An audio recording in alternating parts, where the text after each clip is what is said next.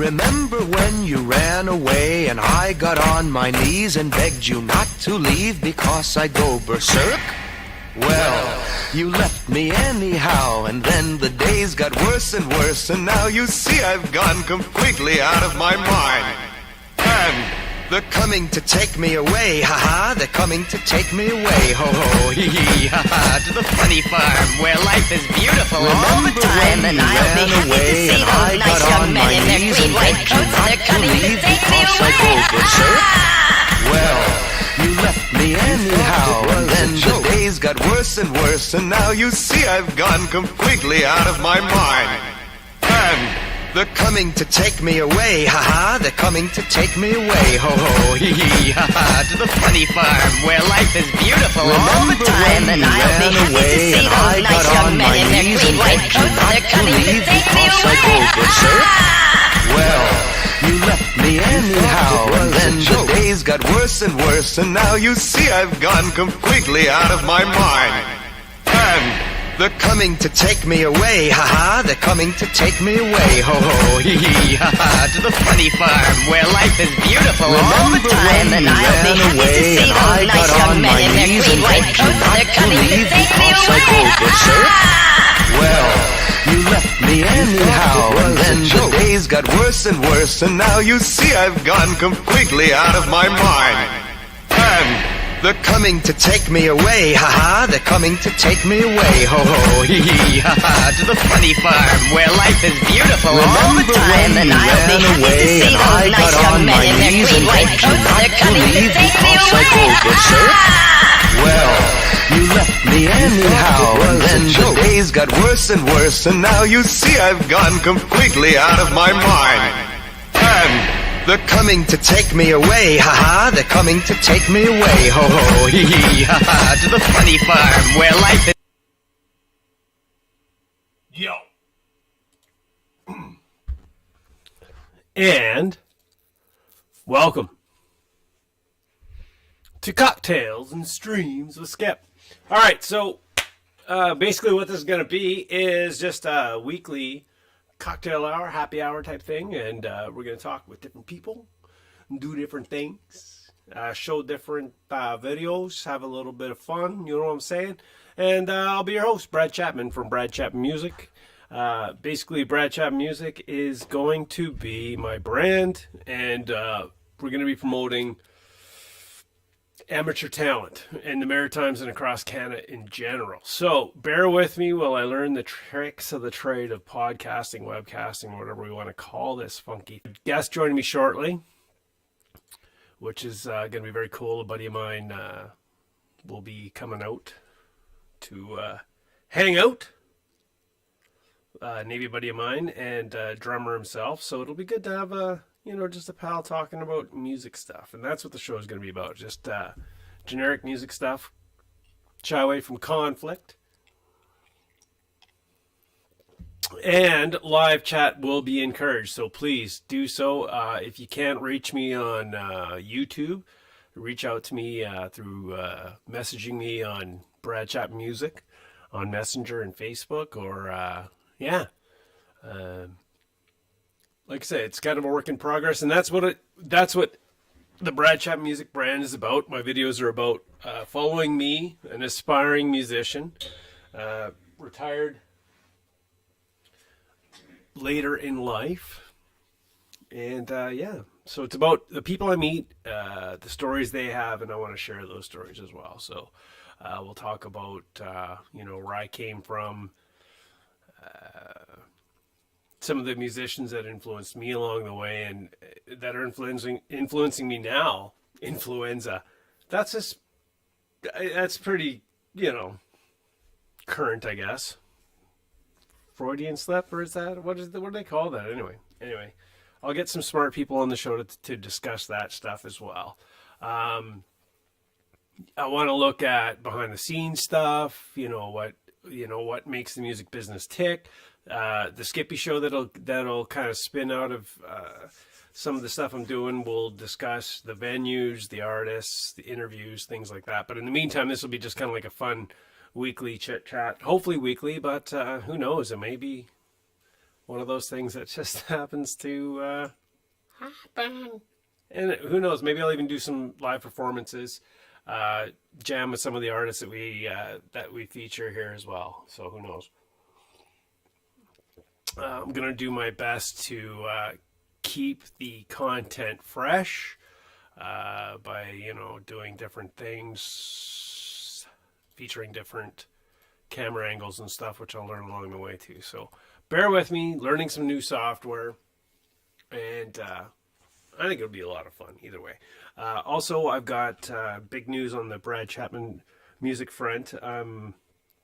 As we're getting the family going, so to speak, Rain, who you may have seen on my Christmas special. It's kind of weird, I know it's just YouTube and anybody can do it and all that, but it's kind of neat to have a Christmas special. That being said, Rain is, I just updated some stuff on my website for her. She's a fantastic young artist coming out of Langbank, Saskatchewan, who is got a voice on her and, an attitude that's fantastic. She knows she's got a talent she wants to share with people, and just her love of music is just contagious. So, as things become available, I'm working on her biography and her contact information for bookings in Saskatchewan as we speak. So yeah, she's worth checking out. And if you don't follow her on YouTube, do so. And when I say check out people, I don't mean go watch their video or stuff. And sharing's great too. Don't get me wrong. Please watch and share the crap out of that stuff. But liking and subscribing is huge, because the subscribers is what YouTube sees as, success. So please, if you are, even this video, if you're watching this video right now, like and subscribe. It'll help me out big, because it lets the artists also know, whoever's doing this stuff, that what we're doing is appreciated or worth it, because we're gaining an audience. Going to have a guest join me shortly, hopefully video wise, just as part of the Cocktail and Streams platform. He's making sure he's got the required accoutrement.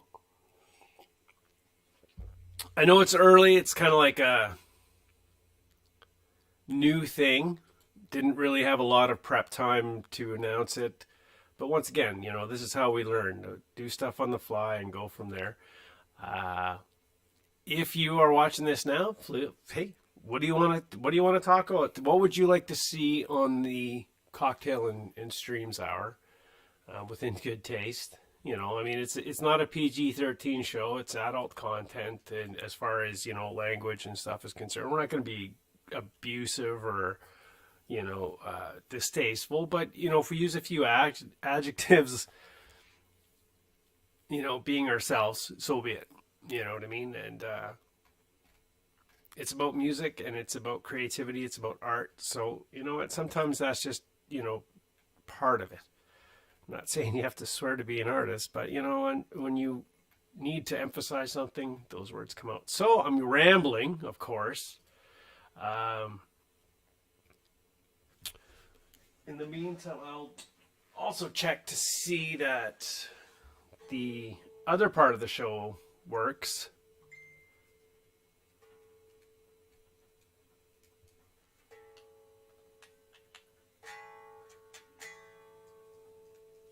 And that's the first episode is about as well. So oh yeah, that's coming through, I think. And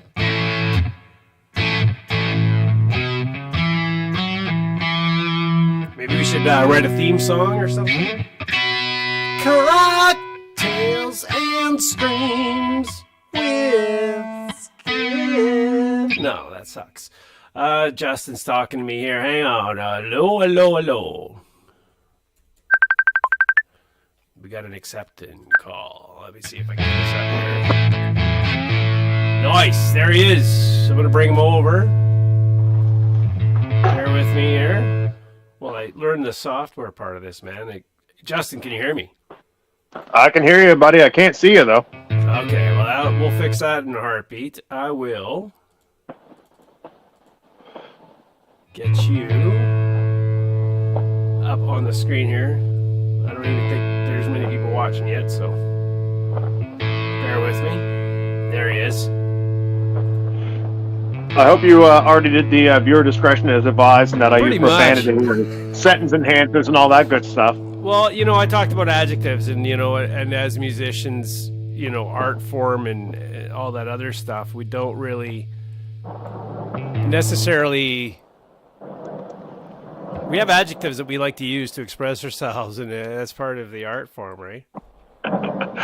Exactly. Something like I don't know if anybody tuning in to listen to you talk or me talk should be that sensitive anyway, really. Well, anybody that knows us is probably the only ones tuning in.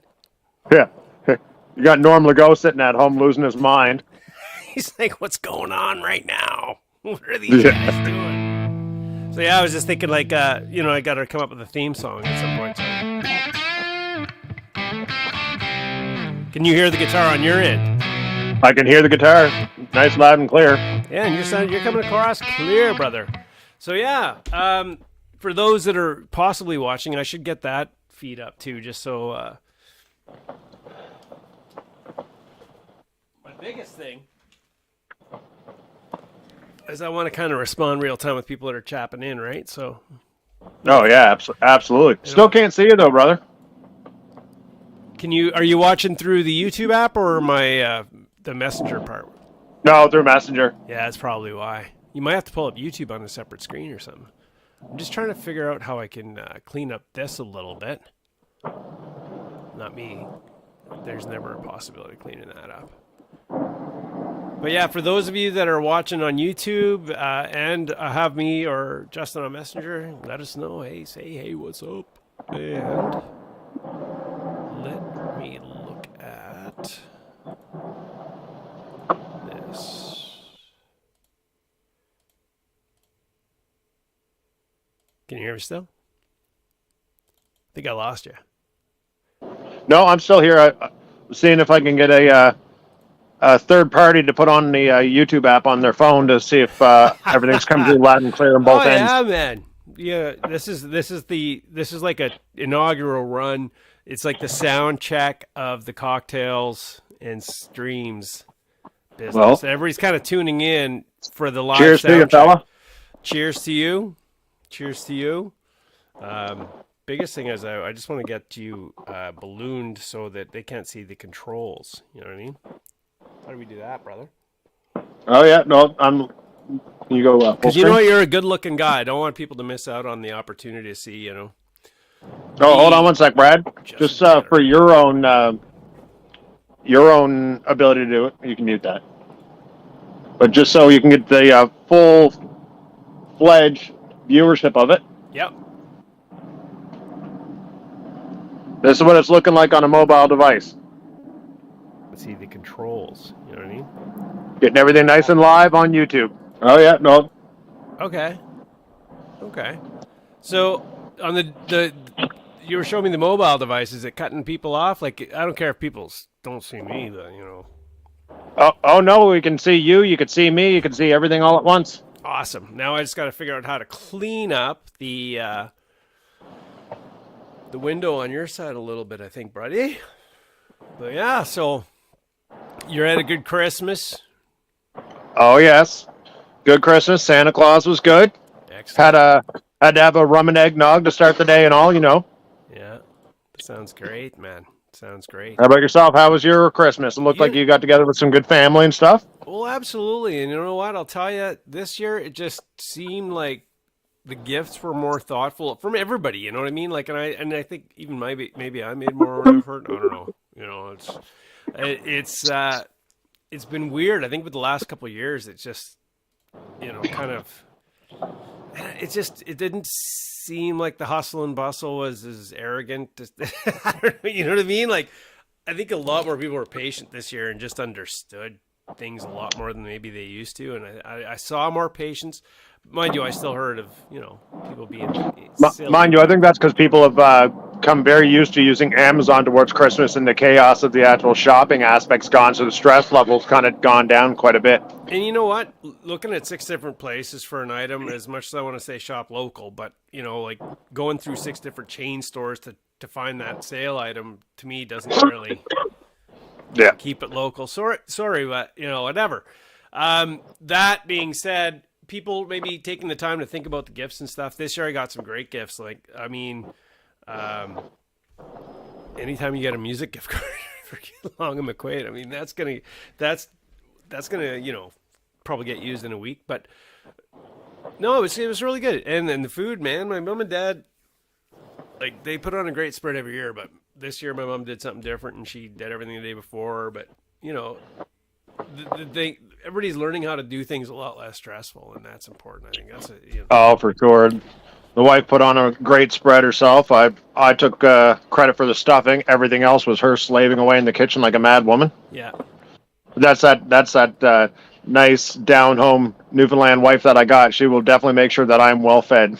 Oh, well, yeah, it's important. And everybody knows too, a well fed sailor. For those that don't know, Justin and I sailed together in the Navy. And He's better part of 10 years ago, buddy. Yeah, and I'd fix the stuff you'd break.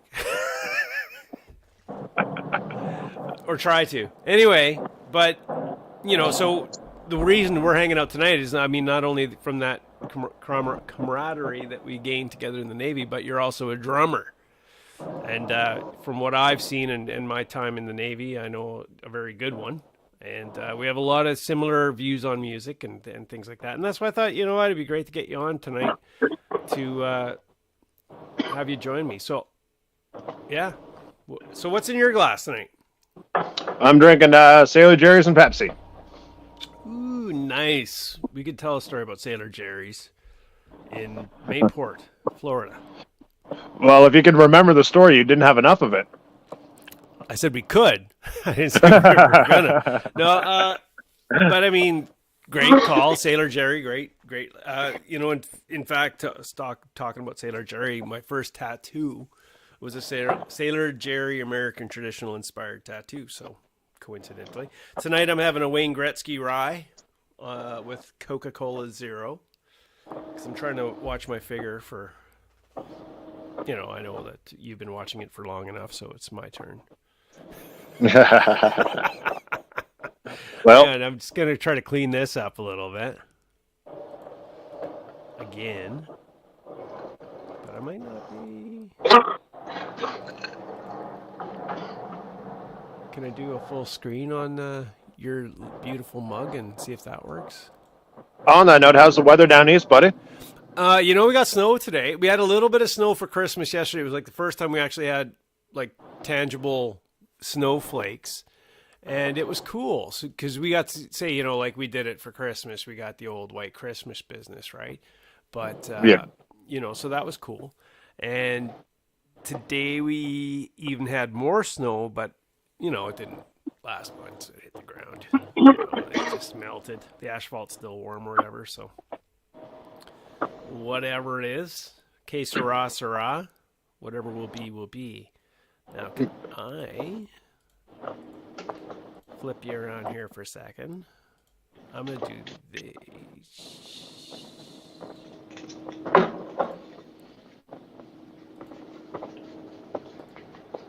I can tell you, man, up here in Toronto, we actually managed to get a pretty good snowfall on Tibbs Eve, night before Christmas Eve, which made for the first time in many years that I've experienced an actual nice white Christmas. Right. That's wicked. You know what? Like, the whole country got a bunch of snow except for Nova Scotia, which is weird. No, it's funny because I had a conversation with a fellow about that not that long ago about how different the winter in Ontario is compared to how it is down east. Right. And I told him it's like Ontario, you get like that nice like Muhammad Ali style winter where it's just jab, jab, jab, float like a butterfly, sting like a bee. Just it'll jab you all winter and it'll accumulate. Nova Scotia, it's not going to be nothing until end of January, February. Then bang, Mike Tyson, one hit knockout. You're going to get a snowfall, ice, freezing rain, and have a living hell. And they're like, really? It's that bad? I'm like, oh, it's going to go from being green and 8 degrees up to the next day it's going to be minus 20 and ice up to your ankles. I gotcha. We'll throw some music on in the background. See how this goes.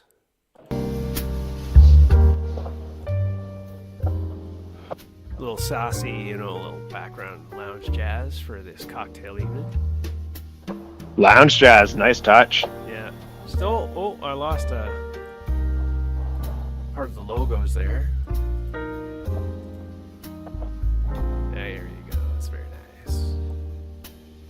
Well, that's what a test run's all about. Work out the bugs. Yes, sir. Yes, sir. Hang on for a second. Just gotta run into the office for a second. 2 seconds. I'll be right back. Well, I don't know if we even got any viewers, but you know. Well, at least we're having a drink. Yeah. I'll refill mine real quick. Nobody can see you right now. Like, we can still hear you. Oh. You can still hear me? Well, that's good. That's a plus side.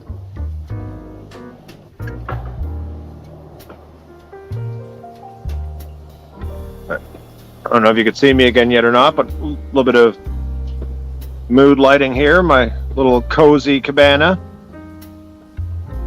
Fire pit going.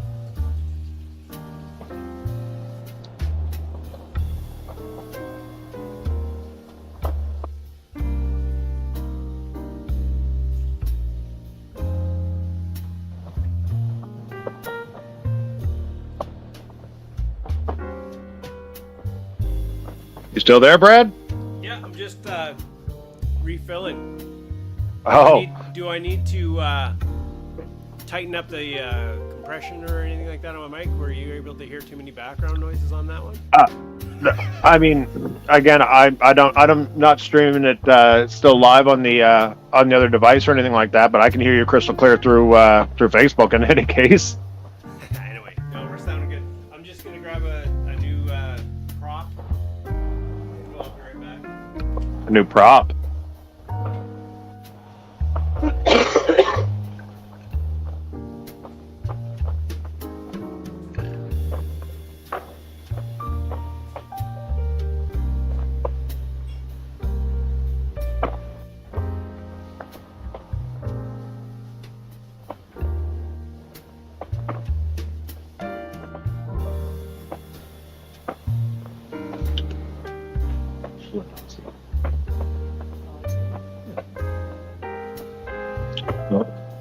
While you're grabbing your prop, I'm gonna let my dog go out. I'm pretty excited. It's his 5th birthday.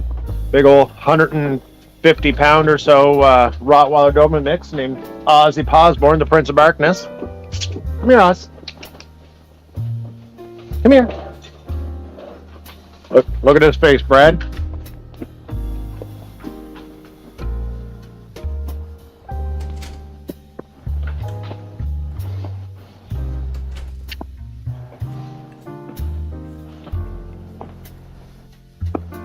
Do you advertise animals on your show, Brad? Oh yeah, man, I don't care about. No. Animals gotta be animals, man. Love animals. Well, I'm just trying to figure a couple things out. I was just saying to the viewers, it's his 5th birthday. He's a Rottweiler Doberman mix, sweet as can be. I'm about to sit on my foot because he's too scared to sit on the deck by himself. Awesome. Hey, Ozzy. You're a good boy.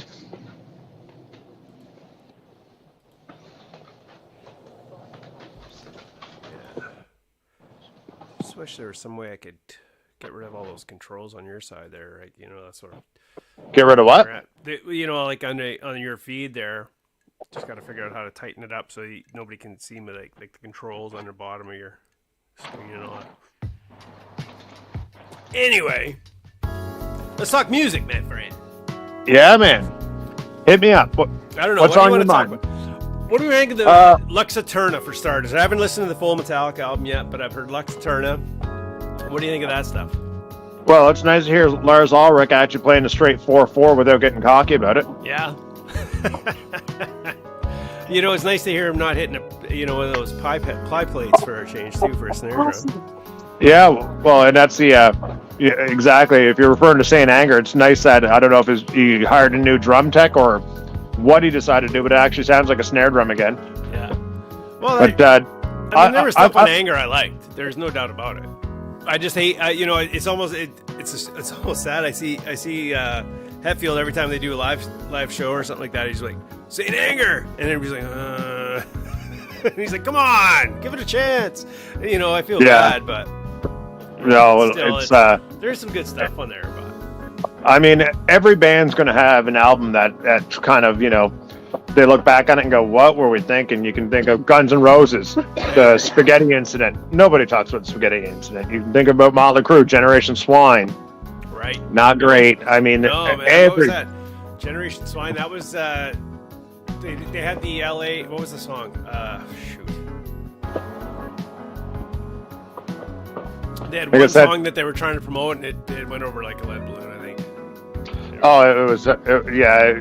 I mean, all kinds of bands have that one-off album, and I really think that. I mean, I'm not the biggest Metallica fan running, but I definitely can tell you that I can think of a laundry list of albums that they did that were a lot better than that one. Yeah, for sure. I mean, what do you think? Okay, let's go. Let's talk about the Crew. Who do you think? What do you think is the best Crew album there is, in your opinion?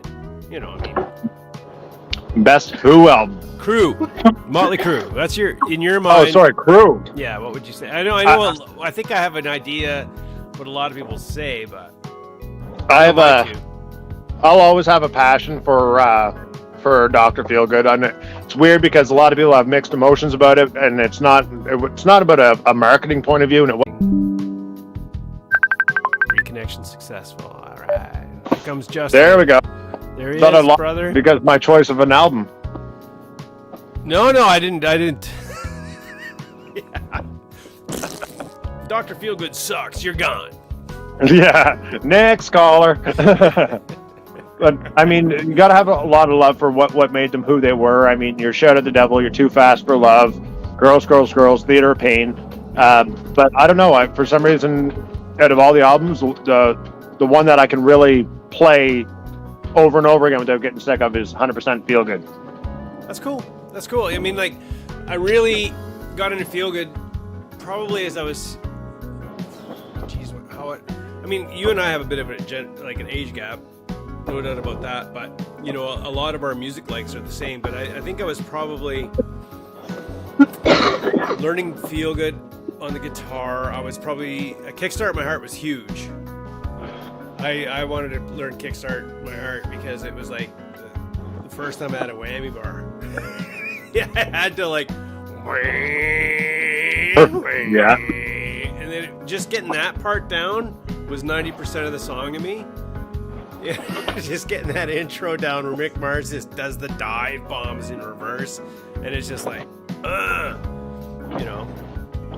On that note of Mick Mars, what do you think of John 5 playing for Crew next year? You know, I think it's amazing. You know, I am a late guy coming into the John 5 scene.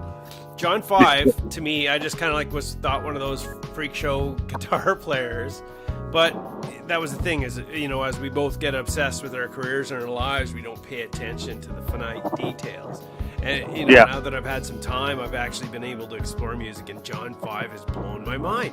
I mean, I love tellies for starters. So, you know, knowing that his main go-to is the telly is just kind of was cool to me. Because how do you get these, you know, but the way he uses that single coil and that telly cleanliness to replicate the tones that or not even replicate, because he just creates these sounds out of a telly that are just phenomenal. But then you listen to him. And he's big on boutique pedals too. It's not like he's playing a solid state or anything high end like the Helix or anything like that. He's playing boutique old school pedals. Yeah. You know, and that's what you're trying to find. Everybody wants to find that tone, eh? But just like you still listen to him, and it's almost like he digitizes stuff analog wise. You know what I mean? Like he's got this sound that just is so crisp, clear, distinct. And you know, like this with a lot of his, because I don't know, his style is just out there. Like he can play anything. It's very different, and he also plays it. You can definitely tell his roots stem a lot from like jazz methodology and things like that, because like he plays the guitar actually quite high for a rock metal guitar player, and you could definitely tell like he's got a lot of theory background, and I could see why there's a lot of skepticism behind it, because I mean John Corabi did not do good with the Crew. when Tommy was in prison, that I forget what her name is, but the girl from Hole, she was a flash in the pan and kind of a thing that they left in the rear view and never looked back at. Right. And I can see why people are kind of skeptical of it. And then you have people who are like the diehard fans, which is a similar thing that's going on with the Pantera tribute, right? You can't call it a reunion, the tribute, where people are like, oh, well, that's not Pantera. Well, Vinny Dimebag. And it's like, well, you know what, dude? You look back on it, do you think these guys want to see their legacy just evaporate in thin air? No. I mean, the fact that Dimebag Darrell's best friend is playing lead guitar, I think that's a huge sign of respect. Yeah. I think that Mick Mars in his condition. I mean, I saw the concert last year here in Toronto where and I hate to say it, the most impressive was Joan Jett, hands down. It's like she hasn't changed at all in decades. Is that right? Poison really brought the energy. Def Leppard is what you expected of Def Leppard. It sounded clean. It sounded clear. The stage lighting of the performance, all of it was very classy. It was absolutely amazing. Motley, diehard Crew fan, not so much. Tommy was loud and obnoxious, what you expect of Tommy. Nikki was loud and obnoxious, what you expect of Nikki.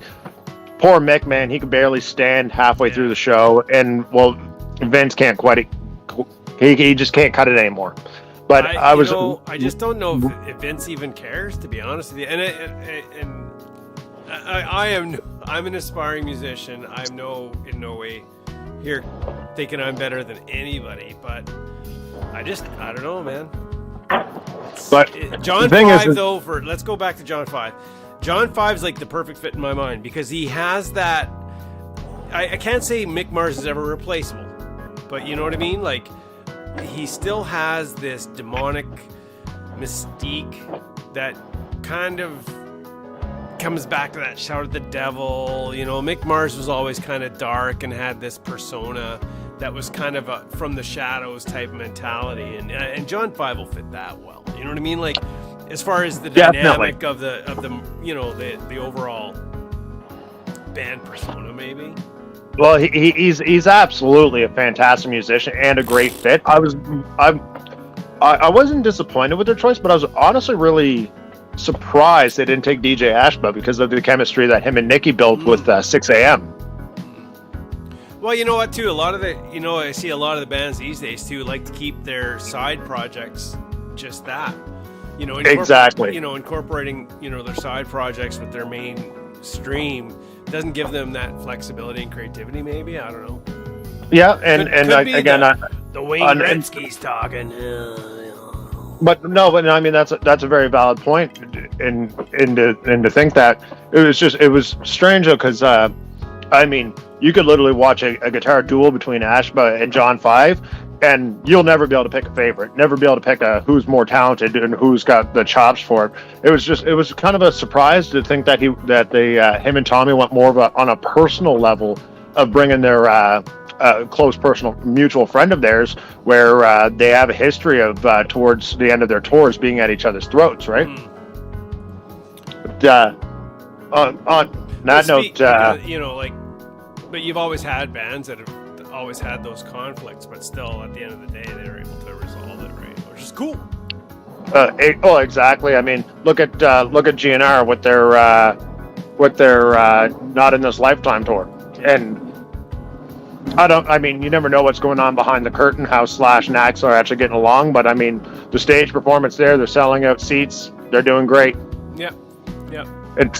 I'd be curious to see whatever comes of on that note when it comes to a multitude of bands and moving on from the shadows and things like that. What will come of what do you think of the idea of a future in Foo Fighters? It's tough. Like, how can you replace Taylor Hawkins? But on the same hand, I mean, Dave Grohl, that whole group is too talented not to continue. I don't think that they won't. I don't think that they'll stop. I mean, I really haven't followed the Foo camp since Taylor's passed. I mean, I watched the tribute concerts. I was all over that. Like, I mean, he was amazing. It's almost like it felt like it was kind of a grieving period. I was just like, I'm not gonna, dig into too much Foo stuff. I want to let Dave heal too. Like I feel like an attachment to those guys for some reason. It's just 100%, and probably because I've grown with them. From Dave Grohl, was the Rush performance that they did. The which? The Rush performance in Wembley. Yeah, wasn't that amazing? Oh my God! Well, I mean, Geddy and you want to talk about a couple guys who feel the pinch of losing a drummer? right. Well, you but know what? I mean, and I never even thought about that until you just mentioned that. Holy shit, man! That's deep. I never even thought about that. but That's something crazy. else though is put yourself in Dave's shoes though. And here's something else that I mean, it was funny because I had this conversation yesterday. Yeah. When he was a drummer, he lost a singer. When he was a singer, he lost a drummer. It's like, how do you pick yourself up again and move forward as a musician? Well, that's the thing is, I don't want to say it gets easier, but you learn from the first time a little bit. I think there is some knowledge, something to that. You know what I mean? Like you're somewhat a little more prepared the second time because it's happened before. So you kind of, it never makes it easier, maybe, but I don't know. No, well, I also think with the, I mean, very, very, very polarizing personalities between Taylor Hawkins and Kurt Cobain. But I also think, though, with the loss of Taylor Hawkins, I really think that he might have passed, but the idea of his passion for music wasn't gone. And I think that might be why they can still kind of pick themselves up, get through what they need to get through, but move forward because it's what Taylor would have wanted. Yeah, absolutely. I think they're, you know, the difference is too. And if you look at like somebody like Taylor Hawkins compared to like Kurt Cobain, Taylor was all about every genre, any experience that could make him a better musician. You know, he was so open-minded. Kurt was a poet in my mind. Like Kurt was more of that poetic. He was a ball of emotion. Yeah. That was singing through music. Where Taylor was just a genuine musician, and he was willing to learn and play everything, and he just embraced it all. I don't want to say Kurt was ever narrow-minded, but Kurt found his niche, and he explored it, and he opened up a whole new world within his niche. But I think Taylor was just add a little more dynamic musicianship to him. As far and this is not to put I think that's where probably Dave may have found that might have been a little bit harder on the music side. And not to slag Kurt, but I mean, he also obviously had a lot of ghosts in his closet that he was dealing with, and many of which a lot of people may or may not have realized were there, where Taylor was so sudden. And I mean, you could see that with not one but two tribute concerts, how loved and appreciated he was in the industry. Yeah. And I mean, it was just not that on a side note, and that's what this is about. It's unscripted. I just got a like from Neil Schoen from Journey. He just was talking. He was just showing his daily jacks or daily video jam, and he always features a guitar. And today he was talking about Charbel's, and I told him about the one I got, which I like, and he liked it. So I'm kind of cool now. Hold on. Time for a refill. All right, brother. I'm going to work on your stuff. Actually, well, you go. I brought a bar outside with me. I got my ice out here. I got my mix with me. I got my rum with me. I wasn't going to venture far. Don't you worry. Oh, nice. I just wish I could zoom in. I got to figure out how I can be able to zoom in on that beautiful face of yours, my friend. Because you know what? There are ladies watching. So I got the funky jazz for sex appeal. And speaking of sex appeal, let's get that guy going. Oh, look at that. I'm assuming everything I see on my right side of the screen is apparently what's live, so can I crop that a little bit? So what are you playing what kind of kit are you running these days? I don't even know much about your rig. Talk about your rig. Well, I'm running a Mapex Armory, solid birch shells, blacked out hardware, and I use for pedals. I'm running direct drive Pearl Demonator double pedal on it. I've finally downsized from the double kick because it's just too much of a nuance to move around. So single kick double pedal is a lot more efficient. I used to like playing a double pedal going to the right bass drum and then having a single pedal on the left bass drum, so I could either have the kind of machine gun effect of the double kick on the right or have the alternating tones. But it's just too much to move around. So it's a 6-piece Apex, and I'm running Zildjian custom cymbals. Nice. Yeah. Nice, man. So the blacked out hardware. So it's like you can just see like the shells and the cymbals in the dark. That's it, exactly. If that, and I'm slowly running out all my cymbal stands to be blacked out as well. So you get rid of all the nonsense from all the chrome. And yeah, because oh man, like I'm an avid wannabe motorcyclist. I'm a wannabe biker. So right, like the thing is, the one thing I don't like is chrome. Like they just think it's just like, oh shit, it's overdone.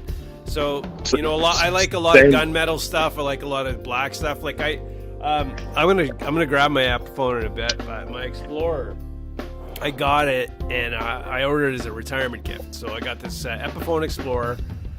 Just because I do find, like, I've got both Gibson and Epiphone, and I find the quality of Epiphone is just beautiful for the price point. And I got an Epiphone Explorer, right? So I thought this is my retirement gift, but I blackened everything, man. I got rid of the pick guard. I put a black pick guard on it. I put in, I got black hardware brought in, and I did it myself, and Gibson. And it just looks Epiphone. clean. Oh man, it's just beautiful, right? And I'm always like throwback James Hetfield Explorer, like just I want something that just looks metal, right? I put black. I put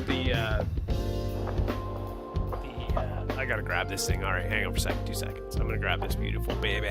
I like it. You know what I mean? Like the one thing I don't want people to think is I'm like a cheap guitar person, but I do find value in secondary branding, man. Like man, the Charvel, like the Charvels by Jackson, they're up and coming, and like they're a huge brand now. Like it's crazy. Well, I showed you videos there.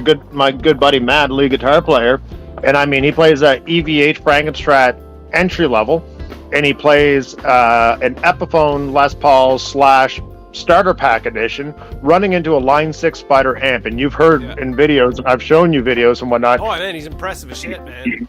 He can make them talk, and that's all entry level shit, right? So at the end of the day, it's not the hardware you're using. You can put a brand new driver behind a Ferrari. He's not going to drive it like a race driver. Absolutely, Meanwhile, right? you could take a race driver and put him in a Honda Civic, and he's going to make that thing do circles around the block. So at the end of the day, yeah. And that's the thing is a lot of people don't understand. It's like, why do you need so many guitars, or why do you need so many sets of drums, or why do you need so many snares? And it's about performance, and everything does something different, right? Like you can buy a Ford Focus, and it does the job. But if you put a rally motor in it and put different suspension, man, you can do so many more things. Same thing with a guitar, right? Well, exactly. That's exactly, I got man. a baker's dozen now, but none of them are like over the top. My Gibson's my most expensive, no doubt. But I've kept an eye on things and found stuff pop up that's really unique, and I like to have a bit of versatility. So that I've got a fair share of humbuckers, a few single coils. Still need to get a Fender Strat though. I gotta have the go-tos in the selection. The OG, right? Yeah, man, the OG. Well, and I feel you, man. Just last time we were talking there a week or so ago, I showed you my baby. I've played Taylors. I've played a Gibson Hummingbird. I played them all. Yeah. But my go-to guitar right now is my Yamaha Transacoustic. And who would think that my go-to guitar would be a Yamaha over a Taylor, over a Martin? Are a big deal right now, man. Like they're pretty cool with what they can do. It's just it's such a versatile guitar. And you know what? In a lot of ways, even my Gibson Les Paul Classic, it says classic, but it incorporates the modern with the old Les Pauls, man. Well, exactly, and right now, like an electric that I have my eyes on, it's way beyond my caliber of guitar player. Don't get me wrong, please let me humble myself. But, if I could see the price point being where I need it to be, have you seen the new, the Midnight Edition Eddie Van Halen? No, I haven't seen him yet. The so EVH it's like... It's a Frankenstrat, and you will like this. It's black on black, so the finish is matte black, but the stripes are gloss black. Oh no, never mind. I was thinking I thought I saw a black one with white stripes, but so it's like matte stripes on gloss, or no, vice No, versa. it's vice versa. Yeah, gloss stripes on matte black finish, and cool. it just looks sharp, and it's a nice ebony fretboard. Like, it is gorgeous. Yeah, no, I have an affinity for black or black and white guitars for sure. I'm going to show you this Explorer here. I'm just going to grab it a second here. I'm just going to transition. So, hey, if you need to take a video break, we're on a please stand by. You're free to pick your nose or do whatever you want. He can still hear you, baby.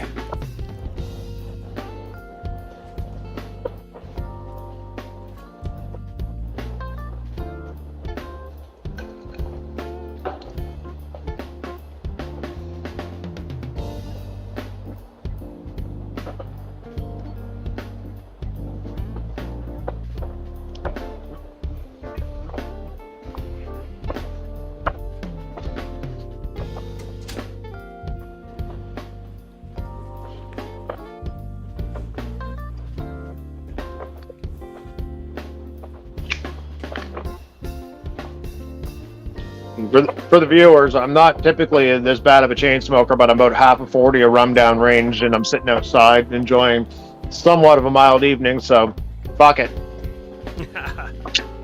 I'm back. Just getting a few things set up here. Then the other drum kit, though, Brad, I have, it's this one's pretty near and dear to my heart, because it's a Ludwig Super Classic from 1962, I believe, and they were actually my grandfather's. He bought those when he found out that my grandmother was pregnant with my father, and they were his go-to. But if anybody listening in knows anything about Ludwig drums, all the serial numbers are traceable. Well, it is the second ever drum kit in Canada with 2 kick drums, and First beautiful. one. Pardon me? Who was the first one? No idea. it's somewhere in Vancouver. Gotcha. But that one actually had a blonde diamond pearl finish. The ones I have are a black diamond pearl finish, and they were his. Then they're passed down to my father, who then passed them down to me. And I can say that they're mine, but technically they are actually my son's. He just doesn't know it yet because he's only 2 years old. Wow. So 4 generations all learning and playing on the same kit. That's wicked. But that's a good stories, man. That's what it should be about. Sharing. Yeah. Speaking of sharing, I'm going to share with you the Explorer Epiphone. I know it's a little bit dirty. Anyway, so yeah, got it from Long McQuaid. Had a white pickguard, basic pickups, put in EMG passive pickups, just because I like the crunch, and I know that this one's going to be used for the hard stuff. So Yeah. you know, I got a black pickguard, threw that in there, black hardware, and then I've got the locking tuners. Be Tuners in there. be pretty hard pressed to hear somebody play Tom Petty on an Explorer. I think you'd be doing the guitar a disservice. Yeah, I think it'd be kind of silly, you know, for sure. But no, I like it. It's fun. I got. How's the weight on it? The Explorer, they say, is probably one of the most comfortable guitars, and I think I agree, especially standing up. Compared to my Les Paul, it's really light. Yeah, I'm not Les sure what Paul's the a body beast. is using on this. It's got the rosewood fingerboard, but the body's not overly heavy. Now, my Les Paul is about just shy of 10 pounds, so I can, you know, it's not as heavy as I think the standard. I don't know if the standard comes in a bit heavier, but that has a lot to do with the tone too. Like the classic I have is it's 2019,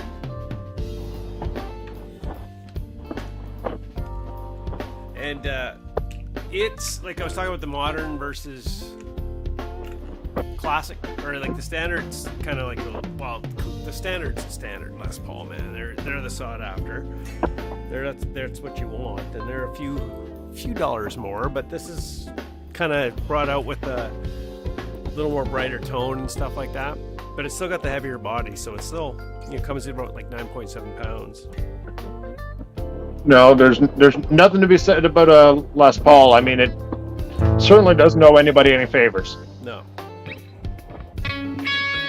And you say your Les Paul Classic. You say that's a Gibson, is it? Yeah, it's the Classic came out. I think this one's a 2019. So this one, the difference I think between that and the Standard, they've got a little bit different.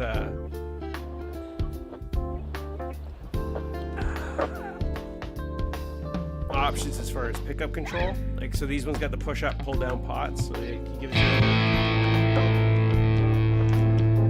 There's that modern influence you were referring to. Yeah, so it gives you a little more control. I mean, kind of set up my silly headphone cords.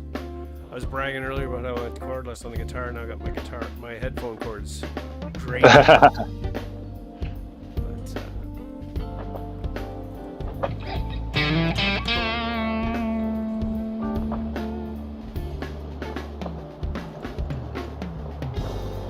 See what we got here going on. Let's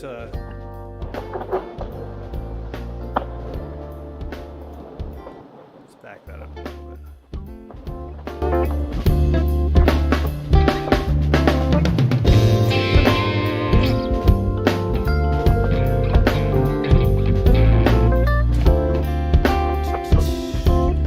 I'll see if I can get some cleaner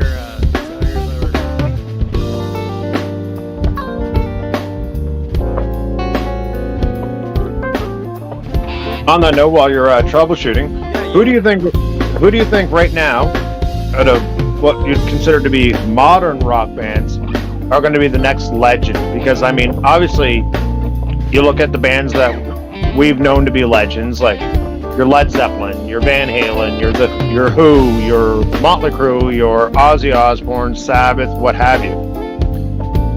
Who do you think a modern band actually has potential to be the next big thing?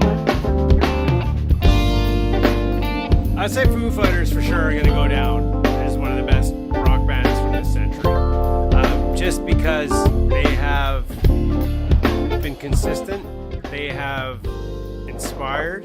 I think in a lot of ways, I think Dave Grohl's really brought music forward just for the simple fact he gets engaged in every show he does. You know, the concerts are an opportunity for him now to reach out to crowds and get the crowds involved. You see him bringing people on stage, all this stuff. And you saw with the Taylor Hawkins tributes, they're a force to be reckoned with. I mean, well, and his level of modesty is something you got to speak to as well. This decade, for sure.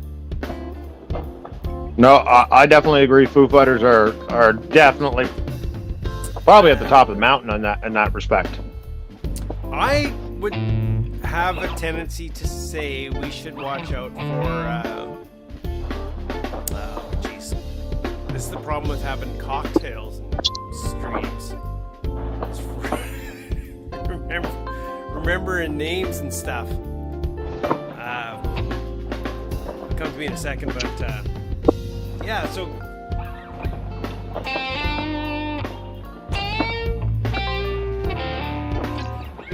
The Les Paul is just like beautiful. It's so easy to play. Like in a lot of ways, I don't even.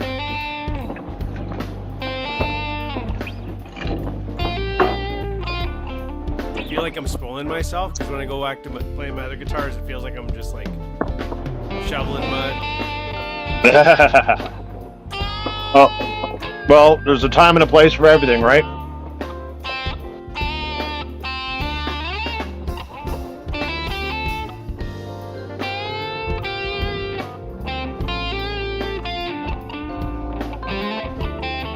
And it just sounds fluid. Oh yeah. It's just like your fingers at half the time just like. And you want to speak to modern technology? Sorry, go ahead. Nothing. I'm just like, this is the problem is I get lost in it. So I should probably play my Epiphone SG or something. Oh, and you want to speak to like modern technology and guitars, but the only downside of that modern technology and digitization, well, one, you're going to get into the world of clipping and not really getting the full realm of what the guitar is capable of doing. But then also, I don't know, like, I love Schecter guitars. I think they're absolutely gorgeous. They're fun to play. They play really nice. I just watched but man, a documentary they're on them unforgiving. yesterday. Yeah. They're so unforgiving. Yeah. I watched a documentary on that yesterday on how Schecter guitars are made, and and it's quite interesting actually. It's really neat with the technology we have now to see how some of the things we always wondered about are done. And it's funny though, because you look at that, like the guy like Schecter, PRS, brands like that. I mean, they're going into such a huge realm of an advance in technology to make their products. Where you look at Gibson, it's like, nope, this has worked forever. We're not changing. We're not moving. We're not budging. Yeah, that's one thing I'd advise anybody watching now. If you're at all interested in stuff, just check out some of the stuff on YouTube, and there's so much to learn. But I think, you know what, my friend? Yes. I think it's almost time for some shots. Oh, jeez. I will let you continue on with your evening. You as well, brother. Thank you for having me. I will stay in touch with you online in a bit, but hey, let's keep her short. It was a learning lesson for me on what to do and what to fix for next time. One of them is going to be how to zoom in and get rid of that extra stuff so we can see your face better. All right. Justin, all right, brother. For joining me tonight. Well, thank you, Brad, and thank you for the listeners and Brad Chapman Music for having me, and we'll talk soon, brother. Anytime, pal. Take care, and thank you all for joining us here on Cocktails and Streams. Cheers, brother. Have a good night. Cheers, Justin. Take care, man. Good night, everybody.